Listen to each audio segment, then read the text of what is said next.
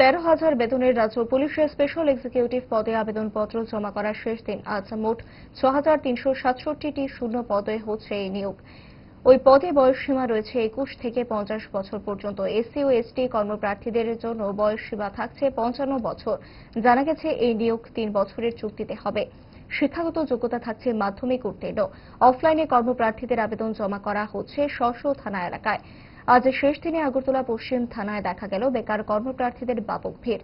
কর্মসংকটের বাজারে অল্প পয়সার বেতনের কর্মসন্ধানে আসা চাকরি প্রত্যাশীরা কি জানালেন, প্রতিক্রিয়া দেখুন।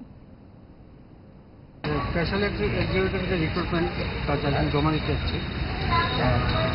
দেখি কি হয়। আজকে তো লাস্ট ডেট। আজকে লাস্ট ডেট। আশাবাদী যে সরকার বাচ্চারা ইন্টারভিউর জন্য আসছে। কি ইন্টারভিউ ছিল? পুলিশ ডিপার্টমেন্টে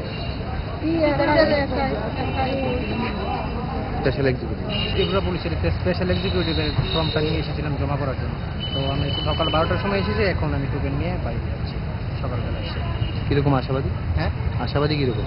এটা তো এখন কি বলবো, কিছু কপালের উপরে কিছু তারার উপরে, কোনো তো এরকম কোনো কিছু নেই।